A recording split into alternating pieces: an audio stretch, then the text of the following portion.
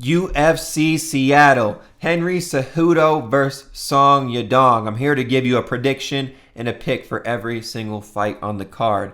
My name is Young Pasty, aka the White Boy Wonder, and I do this every week, guys. If you're new to the channel, subscribe, like, comment, share. Support goes a long way. Recapping last week, we went 8-4 on the picks last week.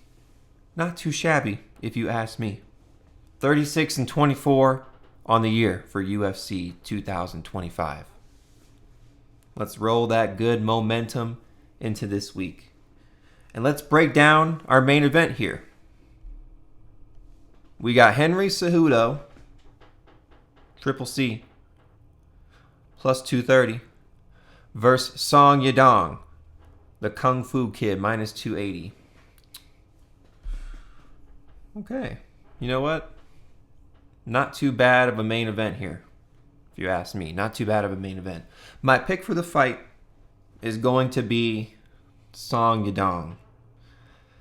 Man, unfortunately, I think the age and the motivation for Henry Cejudo is going to show here. Now, age, I mean, he's getting up there, man. He's 38 years old. Not only that, he took a long break after one of his last title defenses here. And then, comes back to lose twice in a row. Now, granted, it's to Aljamain Sterling by split. And to Merab, who's, Merab and the current champion now. And look, I want to give Henry C his flowers, right? Dude's an Olympic wrestler, has 5-round experience. Good with dirty boxing. You can mix in takedowns nice, has great cardio, great leg kicks, tough, right? But Song Yadong, man, the momentum is just on his side, and I think time and age will show Henry Cejudo he's done at this point. Look, look, he has underrated striking. He thrives in these chaotic situations, but so does Song Yadong. This dude is powerful, man. Could we see Song Yadong knock out Henry Cejudo? I don't know, man. Dude is tough as they come and has a really good chin, and we've seen it in the past. But getting up there in age, you never know. And even though Song Yadong is 27, he's 11 years younger. He also has lots of UFC experience, and he's fought in some pretty good competition in his last 5 fights. He also has 5-round experience. He's super quick. He's speedy. Like I said, he's powerful. We're always going to give the edge and to the younger and up and coming fighter here. He's tough. He feints a lot. This dude feints like crazy, man. So is Henry going to bite on him? I don't think so. He'll still mix him in though, and you never know. Right when he does it, he could land a vital takedown at some point. He's good. He's good pressuring, right? He's a good pressure striker, so he loves to move forward. But I wrote this down. He's got a big head, man. And look, Henry Cejudo also has a big head, but Song Yadong's head's super big. What does that mean? Right? It means you got a big target for your punches to land. So at the end of the day, though, the youth, the power, I think we're going to give the edge to Song Yadong. It was close. And I tried to make a case for myself to pick Henry Cejudo, but when it comes to striking, I think Song Yadong is quicker and get the best of him in that regard. I think if it comes, when it comes to the wrestling, and even though Henry Cejudo is an Olympic wrestler and a great wrestler, I think Song Yadong can hold his own, right? If he gets taken down, I think he can get back up and land the takedowns of his own if needed. It's just kind of, I'm going to call it the Izzy theory now. Like, where is Henry Cejudo's motivation? He defended the belt like 4 or 5 times. He made all this money. Coming off 2 straight losses here. So I don't know. I don't know if you ask me. So Song Yadong is the pick.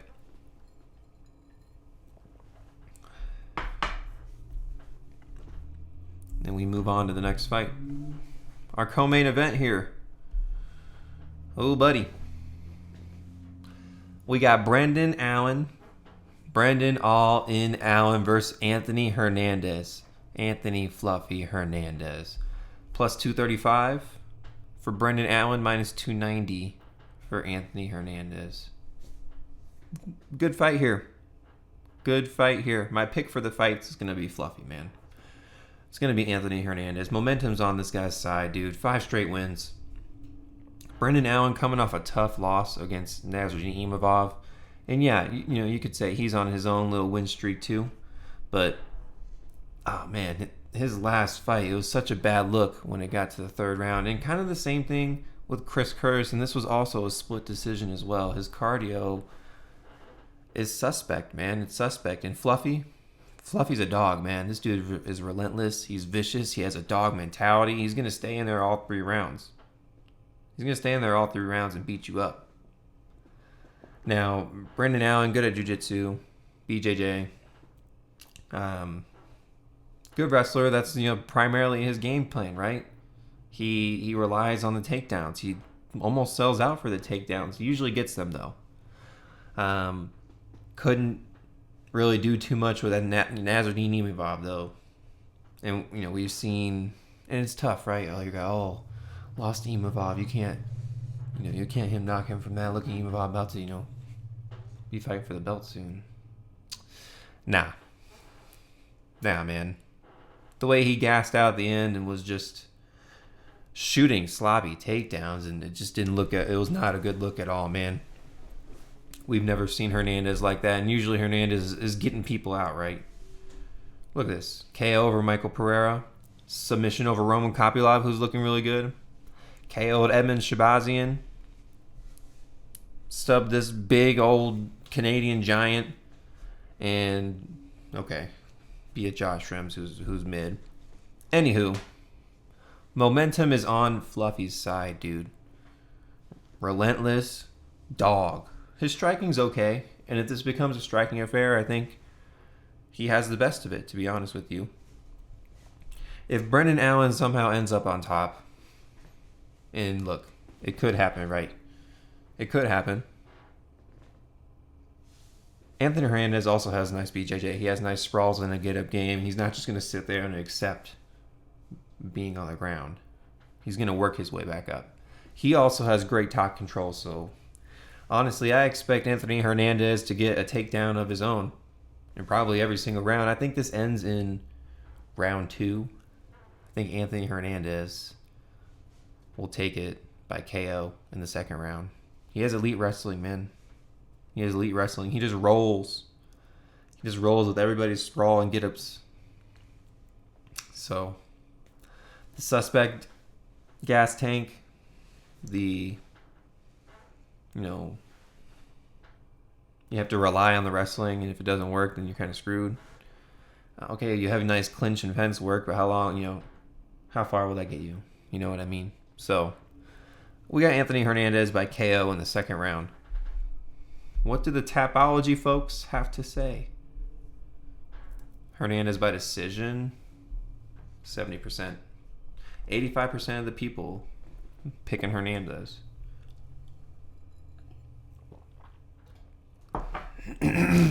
Also, I didn't do this for the first fight. I have Song Yadong by decision. What does everyone else say?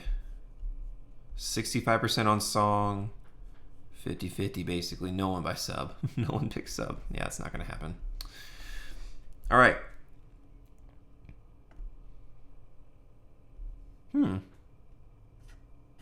This is the 3rd fight? Okay. Hold on, man. All right. Here we go. We got now. First off, I haven't seen the odds for these listed anywhere. I've seen them on maybe 2 or 3 books. That's about it. So this is what I have. Okay, they're on here too. So, but we got Rob Font versus Gene Matsumoto. I have plus 170 for Rob Font and minus 200 for Matsumoto, so I don't know how updated these odds are here. Anyway, my pick for this fight. Man, I'm going with the underdog. I'm going with the veteran.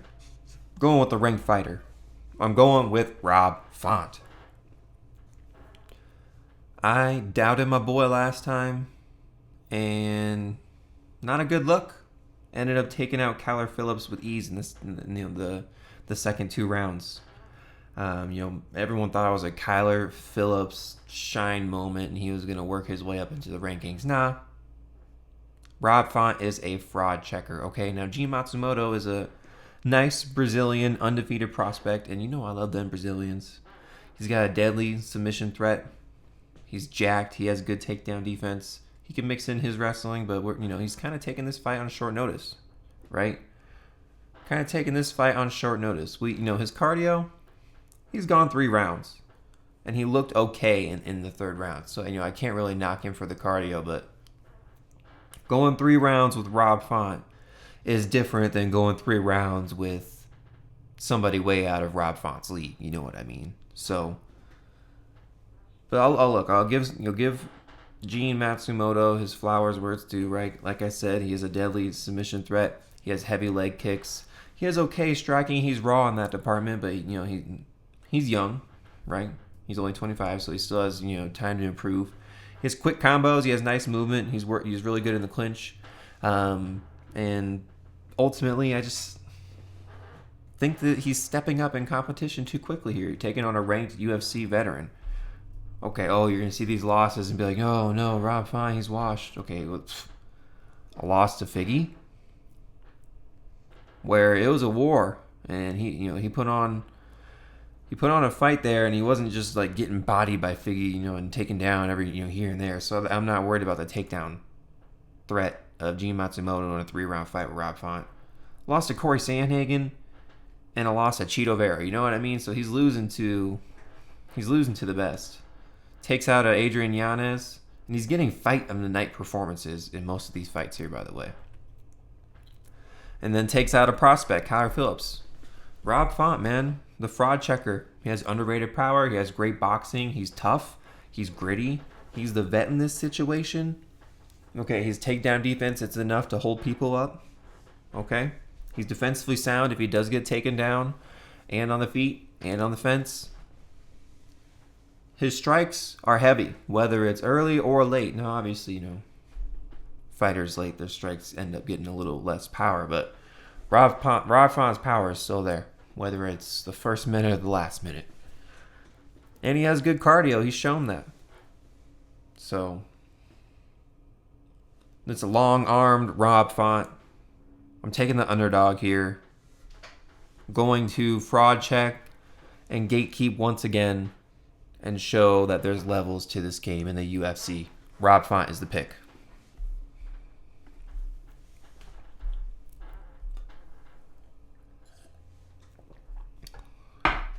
Ooh, buddy.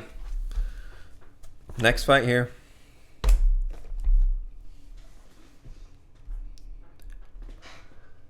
We got Gene Silva. Lord? Look, I don't know if that's... I don't know. I guess I've never heard his nickname there. Anyway, Gene Silva versus Melsik Baghdasaryan. The gun. Odds on the fight are crazy. We got minus 575 for Mr. Gene Silva here. And we got plus 425 for Melsik. My pick for the fight, we're going with... Oh, shit. I did this shit again. Rob Font by decision. Wow. That's close. But yeah, my pick for the fight is Gene Silva. I mean, this dude's on a mission, man. And, I guess I don't understand this. I guess, they're giving him a layup at this point, right? I mean, 3 straight wins, Weston Wilson, Charles Jourdain, Drew Dober. It's like, okay, you're kind of working your way up here in competition. Then they give you this guy, Melsik Baghdasaryan, who I'd say is 2 steps down from Drew Dober. Yeah, Gene Silva's about to put the work on, man. He has the momentum in the situation. He's fighting with the freaking fight nerds, okay? These guys are on a mission. They're winning dang near every single fight. Not the women's. The men's.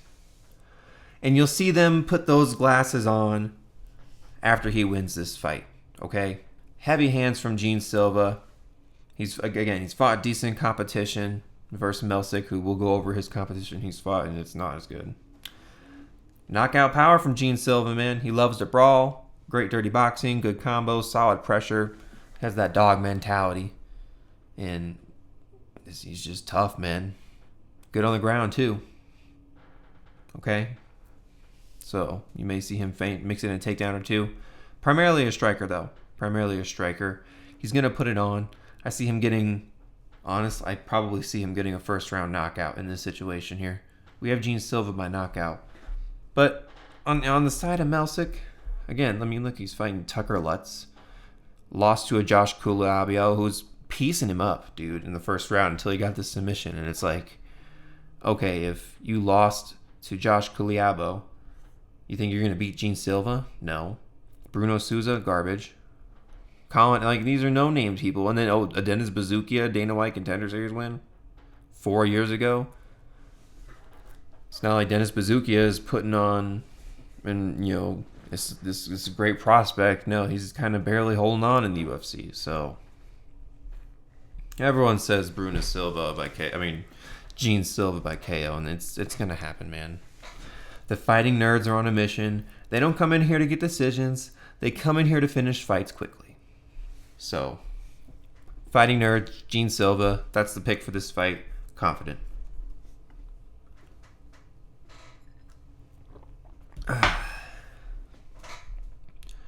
Moving on to the next fight here.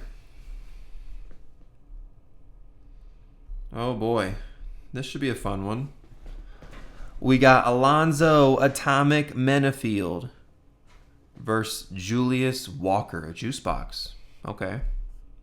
Odds on the fight, we got minus 170 for Alonzo, plus 140 for Julius Walker. Yeah, man, I'm going to have to go with Alonzo Menifield in this spot. And yeah, he's 12 years older. But this is this guy's UFC debut on a main card. And look, I know we saw it a few weeks ago, right? Oh, but Teixeira, this was his UFC debut, and he's on the main card, blah, blah, blah, blah. At least he came through on Dana White Contender Series. This guy is just bouncing around. He was on Synergy Fight Club for a little bit, and then bouncing around into different promotions. Alonzo Menifield has been here, done that, and has been in the UFC for a minute, dude. It's just, and coming in on short notice, I just don't see Julius Walker getting it done. Okay, look, he's an okay prospect. I rewatched a few of his fights, and look, some of them don't take long. He's a decent prospect to look out for, but man, you're going up against a dang near ranked opponent. Okay, he's 17th. Probably just fell out of the ranking because of his last 2 losses here. Which, Carlos Olberg, are you going to give him crap for that? Man, this dude's elite. Azamat Murkanazov, come on, man. He's losing to elite competition. Okay, don't give him crap about the Jimmy Crute loss because he came back and subbed him easy. And then gets a win over a bet in Dustin Jacoby. Okay, going over Alonzo Menifield, man. Decent power. A lot more experience than Julius Walker. His wrestling's okay. Yeah, he's been chinny lately, but it's been against elite competition, so it's like, are you chinny or do these people just have heavy hands? Right? Alonzo Menifield's a headhunter, so he's going to mix in leg kicks here and there, but not too many. Mostly just going to, look for strikes to the head. Has really good hooks, has great clinch work on the fence, but his downsides, he's hittable. Again, he's older. He's a headhunter, so they'll leave openings here and there when he's doing these huge whiffs that he'll probably miss on. And I wish he would utilize leg kicks more, but he just doesn't. But the win over Dustin Jacoby is promising to me. Now, Julius Walker, I don't know. Is this his first light heavyweight fight?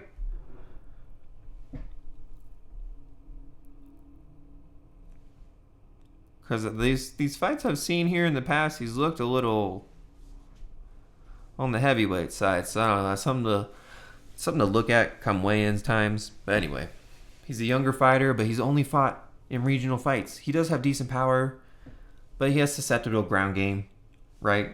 Could Alonzo Menifield take advantage of that? Of course. He's just raw, man. His movement's okay. I mean, it's just too short notice. The weight thing is an issue to me. Alonzo Menifield's been here, done that. Yeah, it's a 12-year age difference, but he's not fucking 45. He's 37. First fight in the UFC, didn't even come in on Dana White.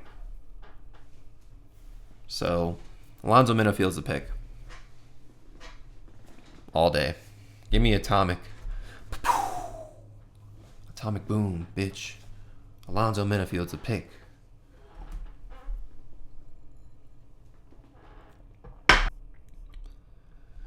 Menifield by KO. Everyone's got Menifield by KO.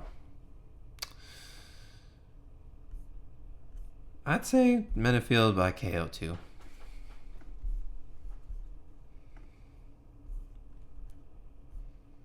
Alright, next fight here.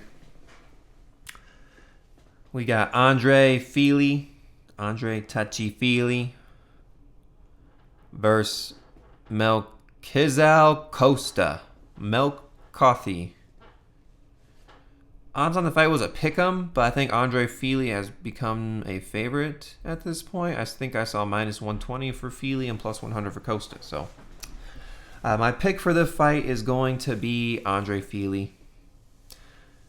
Costa has fought in scrubs in the UFC, and his wins are nothing notable. I mean, lose to a Steve Garcia. I mean, that guy's on a mission. I don't know. I mean, hard to knock him for that. And then a Thiago Moises loss. I mean, I can give him grief for that. He could have won that fight, but he didn't. Yeah, it's your UFC debut, and that's a tough UFC debut, okay? But nevertheless, if you're meant to be in the UFC, if you're the shit, you'll win that fight. And then his wins are against cans, Austin Lingo and Shailin Nursulton. Come on now. Andre Fili, my pick for the fight. He's going to use his reach advantage and his long limbs to his advantage. He has a solid jab. He has much more experience in the UFC. Solid takedown defense if Costa tries to go that route. Mixes in his takedowns of his own. Utilizes the fence very nice. Has good cardio. Getting wins over Cub Swanson, Lucas Almeida, Bill Algeo.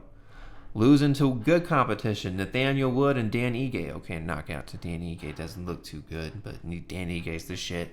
And Nathaniel Wood, look, Nathaniel Wood is also on a mission too, and a good English striker. So, to me, Andre Fili gone up against better competition, won against better competition, has been in wet there with some pretty good guys. Costa, on the other hand,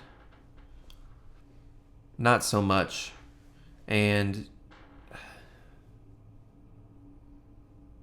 some issues I have with Costa. He's hesitant. He's tough, but he's hesitant. Like, he just eats shots rather than puts them out.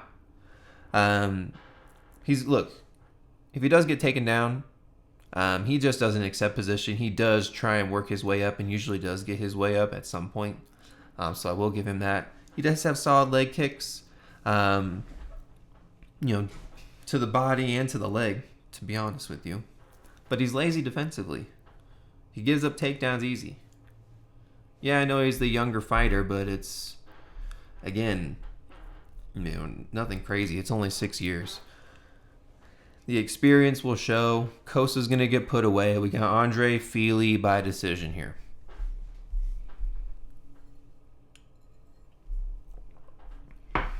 Andre Fili by decision.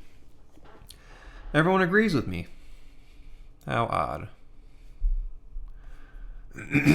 Or am I agreeing with everyone else?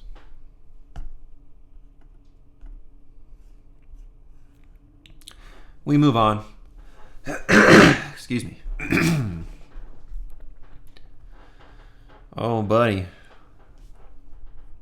Firework fight here. Here we go. Light heavyweights going at it. We have Ion Cutelava, the Hulk, versus Ibo Aslan, the last Ottoman. Odds on the fight. What do we got? Minus 135 for Ibo, plus 115 for Ion. That is moved. Minus 150 I saw for Ibo, plus 125 for Ion. My pick for this fight, we're going with Ibo Aslan, man. We're going with Ibo Aslan. This dude has KO power. He is nasty. Okay? Does he have a cardio issue? Maybe in the late parts of rounds, but usually it doesn't get there. His striking is nice. He's super tough. He can take a hit to give a hit. He has good enough takedown defense to stand up and not let people take him down. And honestly, he's the one that's pressuring, right? He's the one that's moving forward. He's the one that's walking you down. Now, Ion Cutelava. This guy's a can, okay? But he's a fraud checker in the UFC. If you cannot beat Ion Cutelava, you do not deserve to be in the UFC. I will say that. So he's putting away Ibo Aslan. He's putting away Tanner Bozier. But losing to the people that are actually, good competition. Not even, at some points, Felipe Lins, Kenny Nchuko, Johnny Walker, Ryan Spann before that.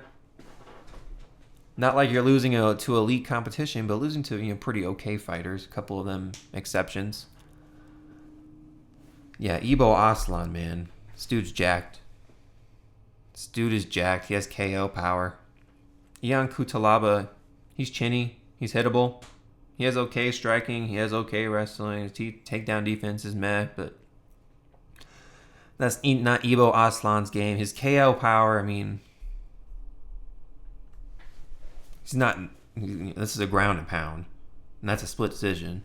So he's not really getting too many knockouts here and there. Yeah, man, Ibo Aslan by knockout again. Gosh, his last fight didn't last too long here, to be honest with you. Matter of seconds. Crazy. I'm not going to doubt the kid again. I'm not. 28 years old and on the way up. Okay, look. But Ion Cutelava, UFC vet, training at Extreme Couture, puts frauds away. Ibo Aslan's not a fraud. Aslan by knockout. That's what everyone says. Dude, it's bound to happen. These odds are questionable. What's going on here?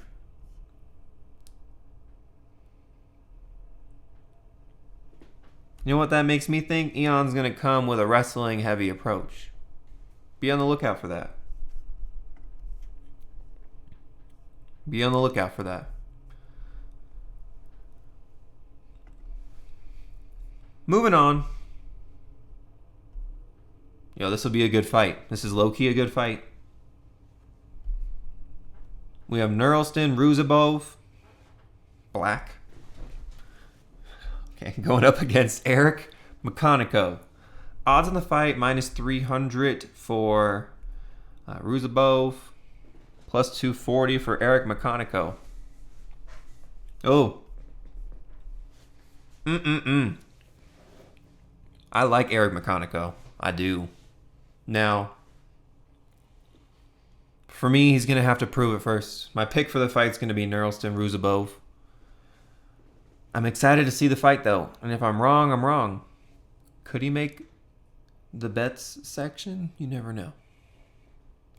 Just because I pick someone doesn't mean I'm going to bet on him, too. Right? You got to go where the money's at. Plus 240 and people betting on Nursulton. You never know. But anyway, gotta see where that number's at some point. I think at some point might be too good for me to refuse. But this is a welterweight fight. For some reason, Ruziboev fought Buckley at what, middleweight? Let me check that fight real quick. Just so I can get my facts right.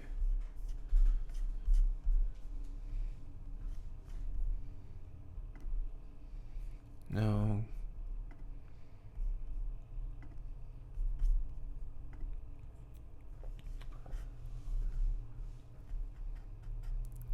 Yeah, see, this was at 170.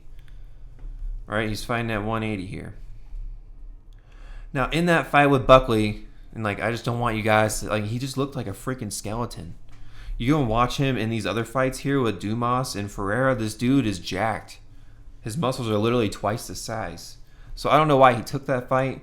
Maybe he was just trying to make a name for himself and prove something, but ultimately it didn't work. Okay? Buckley's something else to deal with, and it didn't go his way. Now, this is Eric McConico's first fight in the UFC. And again, it's tough for me. Like, come on, guys. You can't even... They're just picking people up. Not even out of Dana White now. Like, now, again, this isn't another one of these short notice fights. And I said it before, man. This card fell apart. People are pulling out here and there. Injuries, rescheduling, shit going wrong, etc. So it's like... The UFC is doing what they can. They're just kind of picking people up here and there and putting fights together on the whim. So, but lucky for everyone, this is gonna be a good fight. Okay. Now again, I picked Nursulton only really because of the experience he's had. I mean, this dude's 34-9. That's crazy how many fights he's had. But Eric McConico is a good prospect to look out for. Okay, he's at MMA Labs, so he's training with good and elite competition. This is his UFC debut. He has decent power, solid striking, decent cardio. His fence work, not the best. I'll be honest with you. People, when they get him on the fence, just work him. When it comes to wrestling, it could go either way. He has okay sprawls and an okay get-up game. But we really haven't seen him in positions where he's just laying on his back forever. So can't really say that in too much confidence. But anyway, going over Nursulton. Dude's tough, super tall, right? Look at this, 6'5" to 6 foot here, and you'll see it in the octagon. Dude's super tall, has great dirty boxing, has nice fence work. He'll have to use that to his advantage here. Cardio problems, though? Most of the losses he has are by decision, and he's gassing out at the end. Now, Eric McConico puts the pressure on, something that Nursulton does not do good with. He's not good on his back feet. He has okay counters, though, but that's really about it. And his go-to, his gimme, his money are the straight rights he has, man. Straight face mushing, straight jab rights that he has. He throws power behind too. This guy's tough. He won't back down. He won't quit. So it's going to be a good fight. There's going to be fireworks. People are going to get hit. People are going to get knocked down. How I see it playing out, man. Ruziboev is going to exploit that fence disadvantage that McConico has, that I've seen. He's going to turn it into a takedown and a ground and pound knockout. We got Nursulton by knockout. 96%. Holy moly. People are looking at the age. I think people are looking at the age here and doubting this guy, but it's kind of the same thing with like a Marcus McGee, right? So don't sleep on Eric McConico. This will be a fun fight. But at the end of the day, we still have Nursulton. We move on to our next fight here. We have Ricky Simon versus Javid Basharat, the freaking snow leopard. Yo, odds on the fight, plus 235 for Simone, minus 290 for Basharat. Give me the snow leopard, dog. Give me the freaking snow leopard. Give me Basharat. Alright, this dude should be 14-0, okay? This loss was bullshit. I'm just going to tell you right now. He won that fight. Did Zahabi put it on in the third and later of the second round? Yes. Basharat won the first round. Basharat won the second round. Period. In my opinion. It's not the biggest robbery in the world, but it was a robbery. Now, man, Ricky Simone's coming off 3 losses here to an up-and-coming prospect who's doing really well. Oliveira, Mario Bautista, Song Yadong. Last win coming over a Jack Shore, who's okay, and Rafael Asukanto, who's okay, years ago. Basharat looking to redeem himself after this BS loss off for Zahabi. Look, Simone's going to get teed up, man. He's going to get pieced up, dude. Simone's going to get pieced up by Basharat. Basharat has nice footwork. That slight pressure, not intense pressure, but slight pressure. Simone will try to pressure, but I don't think it's going to work here with the technical striking that Basharat has. He mixes in his kicks and feints very nice. Good counters when Ricky Simone's going to throw these wild shots. Again, super technical striker. He's taller too. 5'9" to 5'6", you'll see that. Longer limbs. He's going to pick Simone apart, dude. He's just elusive. He's quick. He's nice. He's nice. Simone lacks defense. Basharat has defense. Mixes in body shots. He's going to dictate the pace the whole fight and put Simone not down, because Simone's tough. Simone's a tough cookie. All right, he's as tough as they come. He has a chin. He has fight. He has grit. He's not going to give up. So Basharat will piece him up for 3 rounds. He'll get beat up, but I got Basharat by decision. And even though Simone's been there, done that, he has okay power. His UFC experience. Tries and likes to pressure, but does it work? Tries to mix in takedowns. His head's big and super hittable. When people punch him, he never mixes in any counters. Bad off his back foot, which again, like I said, Basharat's going to dictate the pace in this fight. Simone's going to have trouble with that. And he lacks to be honest, he just lacks fighter IQ at some point. It's just like you're looking at this guy and he's fighting and you're like, what? Mix your game plan up. This isn't working, but you continue to do it. I'm not going to be a frustrated fighter, or a frustrated person watching this fighter if I'm picking him. His path to victory, man, he needs to make it dirty. He needs to make it sloppy and nasty. And that's how he wins the fight. It's a dog fight. Basharat won't let that happen, though. What's everyone else say? If they have Basharat by KO, that's crazy.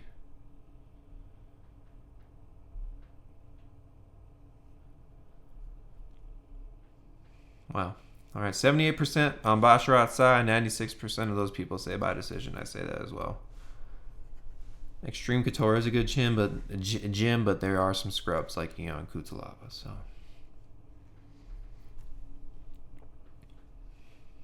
just because I said it before doesn't mean it's a terrible gym because someone out there is a scrub. Not everyone is going to be an elite fighter out of the gym. It's just not how it is. We're moving on. Honestly, we only have 2 fights left. That's crazy. Here we go. Here we go.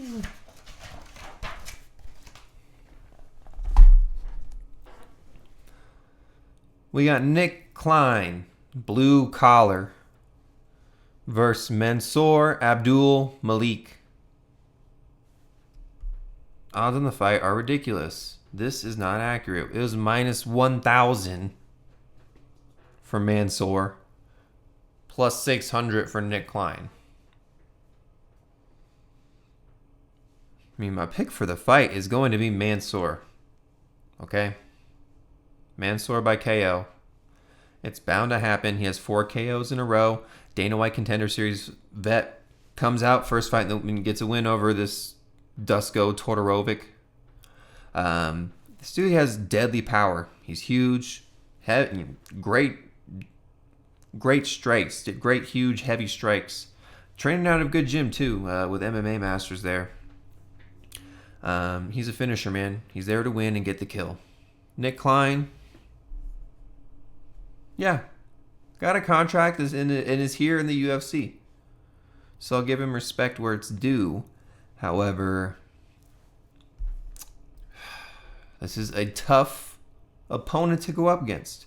This would literally be the upset of the night if Nick Klein can pull this off. But I don't think he has the skills to do so. I don't think he has the chin to do so. Mansur is going to find that shot, man. Listen, Nick Klein's literally running 30 miles an hour around the octagon for 15 minutes. He's going to get knocked out, man. Or a club and sub. Fuck, Mansur has some subs on his record, too. Nick Klein, you're not going to take this guy's undefeated record. Mansur is going to move to 8-0. That's it, man. I mean, the prediction and the breakdown's not too long because that's literally that's what's going to happen. Nick Klein's going to get overwhelmed and pressured and hit in the face and put down on the ground. That is really all there is to it. Mansur by knockout. And yeah. As you can see, that's what everyone else is saying as well. That's what's bound to happen. Mansur, Abdul-Malik knocking out Nick Klein for one of the first fights of the night.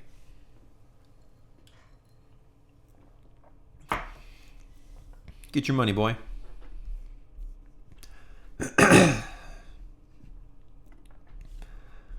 The first fight of the night.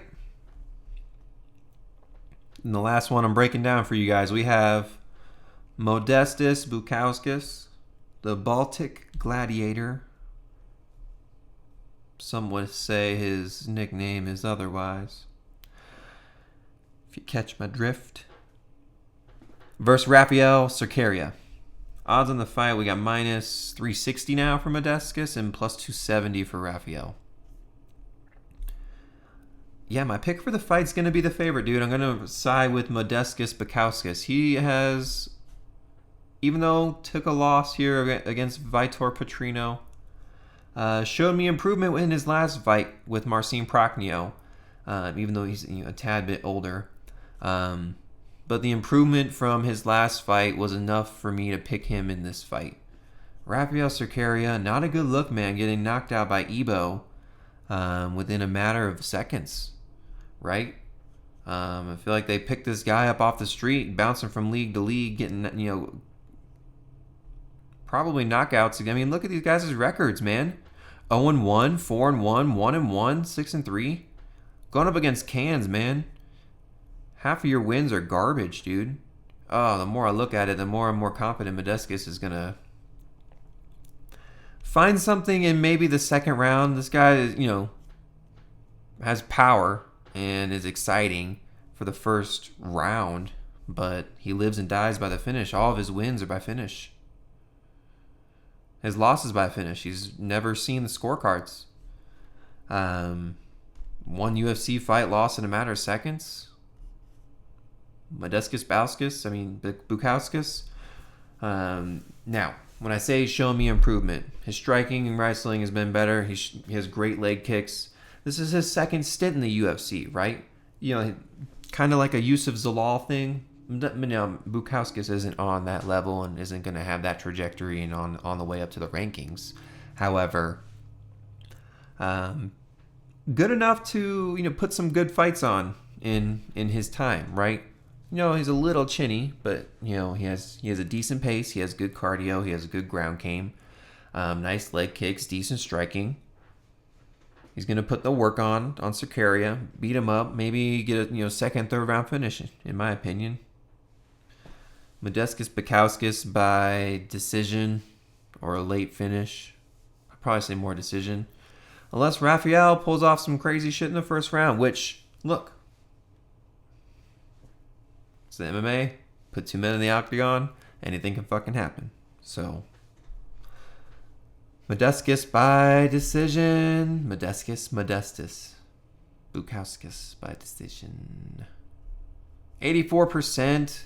Half and half on decision and knockout. Cerqueira, 16%. Okay. Yeah, I don't see it happening, man. I think they just picked some exciting guy off the street that, had some highlight finishes over some bums, and got a reality check once he got up to the big leagues. So there's levels to this shit. Got to work your way up, Rafael. You're going to get fraud checked again. Modestas by decision. Those are all the fights for UFC Seattle. If you've made it this far, again, thank you for your support. Subscribe, like, comment, share. Your support goes a long way. The bets video drops on Wednesdays, so stay tuned for that. Make sure you subscribe to the Patreon. You can get all of my bets when I put them in, and you can get the odds at when I put them in, because the odds always shift and they go crazy into the wrong direction. So, Young Pasty, out. Let's have a good week. Peace.